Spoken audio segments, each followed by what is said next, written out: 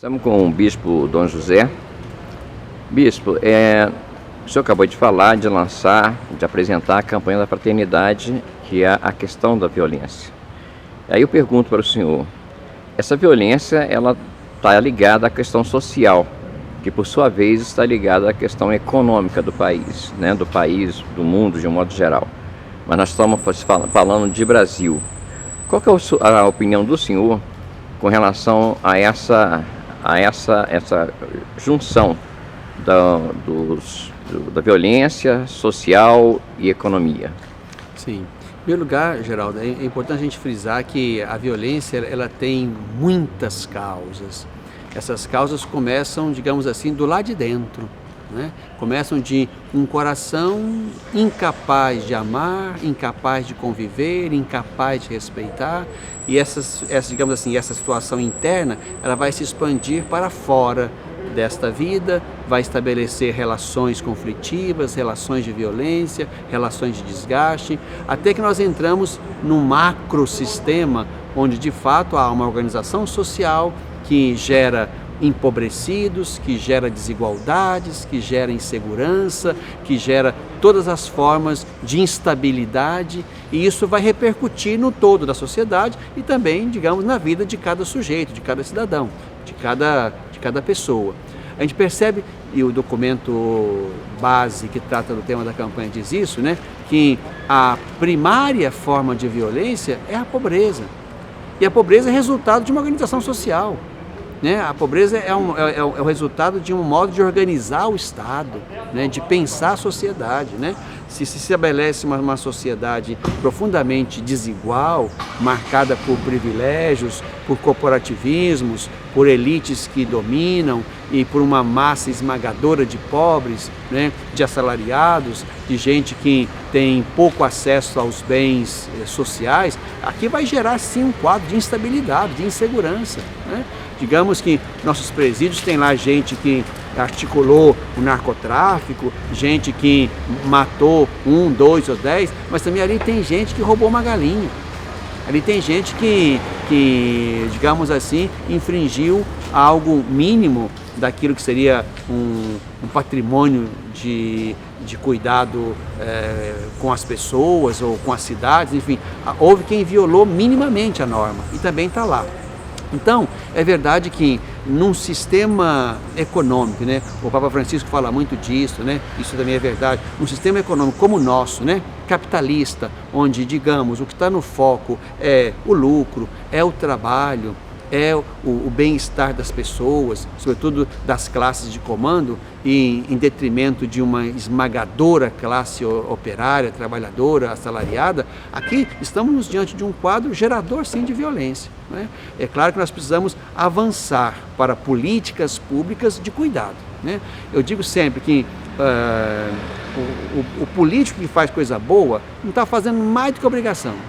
É tarefa dele, como agente público, pensar o todo e tentar estabelecer, de fato, ações que toquem a totalidade das pessoas, evitando maximamente corporativismos, elitismos, né, preferências. O político bom é aquele que pensa e age em favor de todos.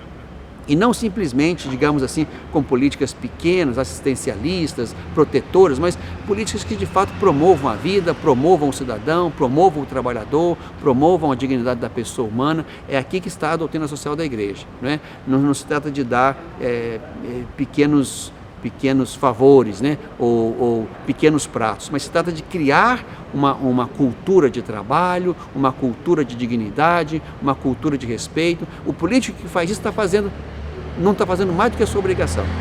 Agora, se de fato nos encontramos com políticas públicas que estão na contramão disso, isso certamente merece, não é? Seja a nossa crítica, seja a nossa contestação, a nossa rebeldia social sadia, né? Isso é importante a gente frisar, né? Porque hoje vivemos um tempo assim bastante dramático.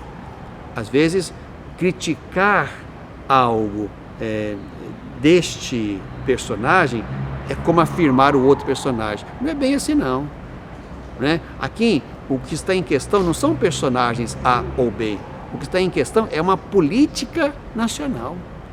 Ou seja, né, se eu tenho que criticar esse personagem aqui por esse comportamento de hoje, não significa que eu esteja elegendo e elogiando o personagem anterior. Porque o político, se ele está fazendo coisa boa, ele está fazendo o dever dele. Agora, se ele está também envolvido em qualquer escala, em qualquer nível, com corrupções, haverá, portanto, de se criticar uma coisa e outra. Haverá de se criticar a política de baixa qualidade dele, não consegue criar políticas sociais de abrangência maior, e também criticar o envolvimento dele em corrupções pequenas ou grandes. Ele não foi colocado lá para isso.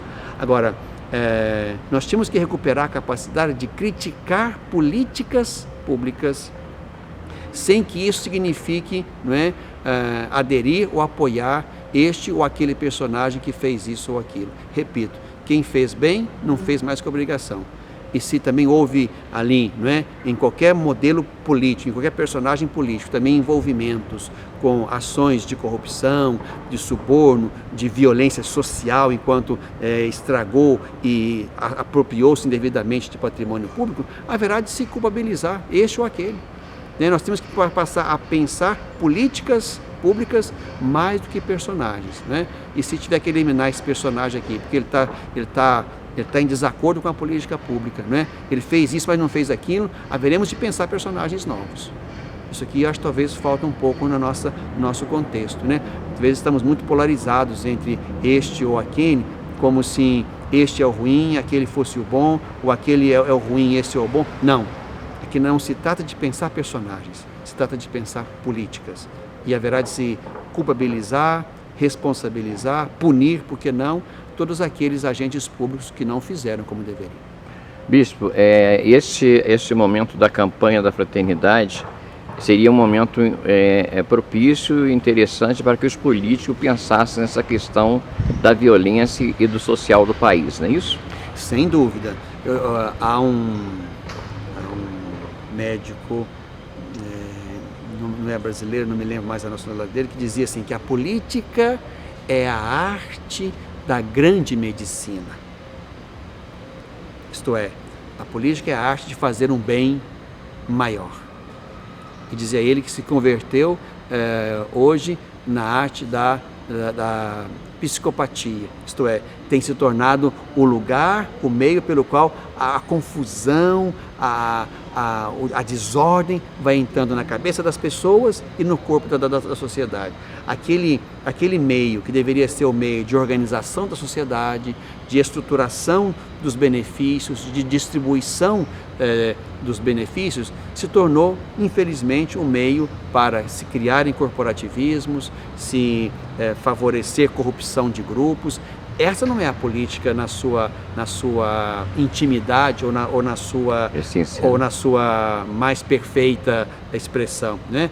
Intimamente, a política tinha que ser a arte de cuidar de todos, distribuindo os recursos que vieram proporcionalmente de todos, para que isso de fato fosse capaz de ser o lugar, a política ser o lugar onde o cuidado da sociedade como um todo fosse levado a sério, né?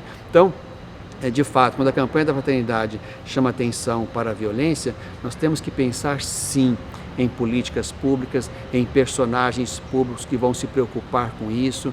Aqui não se trata nem de multiplicar os agentes de segurança na rua, nem de aumentar a construção de presídios, nem de agilizar simplesmente o poder judiciário. Isso também, mas é preciso que nós criemos uma convicção de que se o meu país, a política nacional, não é capaz de distribuir com equidade os recursos, cuidar também das periferias, não se ocupar só dos centros urbanos, se a política pública não é capaz de atender às grandes demandas daqueles que foram historicamente desprovidos dos favores da política, nós não vamos criar mentalidade nenhuma diferente.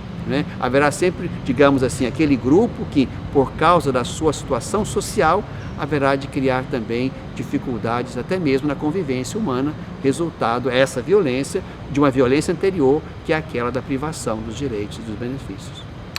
Ok, Bispo, muito obrigado pela entrevista do senhor, por ter falado com o Divi News. Muito obrigado, viu? Um abraço a você, Geraldo, e aos amigos do Divi News.